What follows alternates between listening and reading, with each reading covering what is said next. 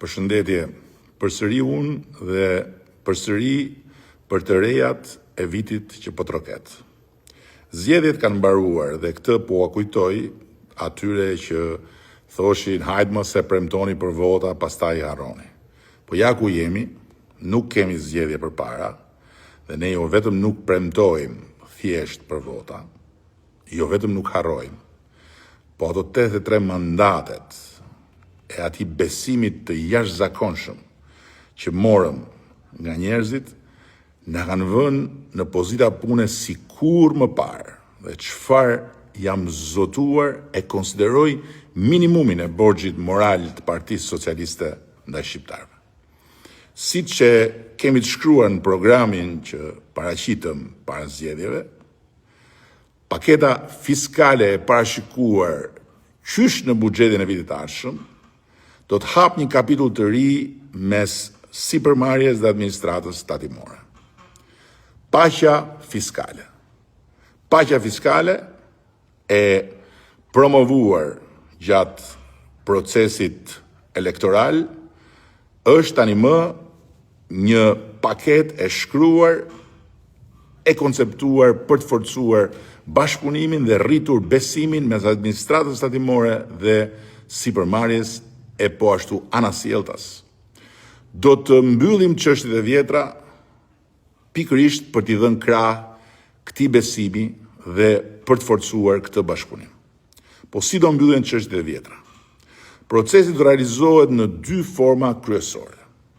Spari do të ofrohet një falje për të gjithë sipërmarrjet me detyrime të prapambetura. Si do të jetë kjo falje? A.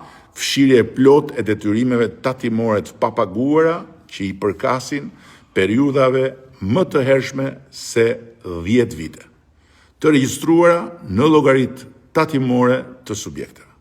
B. Fshirje e 50% e detyrimeve për periudhat 5 deri në 10 vite, nëse shuma e mbetur paguhet një herësh brenda një afati të përcaktuar, së bashku me fshirjen e gjobave dhe të interesa. C. Fshirje 25% e detyrimeve për të njëjtën periudhë, 5 deri në 10 vite, nëse shumat paguhen me këste brenda një viti, gjithashtu edhe kjo me fshirje të gjobave dhe të interesave. D. Fshirje e gjobave dhe e kamatvonesave për periudhat 1 deri në 5 vite, me kusht që të paguhet i plot tatimi, tarifa ose kontributi i të njëjtës periudhë. Nga ana tjetër, do t'u jepet mundësia të gjithë sipërmarrjeve të korrigjojnë pasaktësira në deklarimet e mëparshme në pasqyrat e tyre financiare. Për ndryshimet mes deklarimit të vjetër dhe atij të riut, pra të vetë korrigjuarit, do të paguhet vetëm 5% tatim mbi fitimin. Por nuk mbaron me kaq. Si do të krijojmë ne një marrëdhënie të re, besimi dhe bashkëpunimi mes administratës dhe sipërmarrjes në të ardhmen.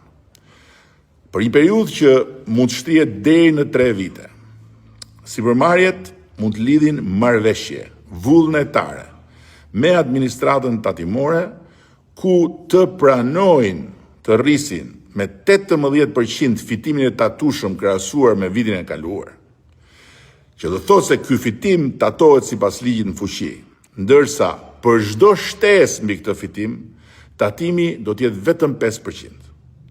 Gjatë kohës që është në fuqi marrëveshja e paqes fiskale, sipërmarrjet nuk do të nënshtrohen kontrolleve tatimore që lidhen me tatimin mbi fitimin.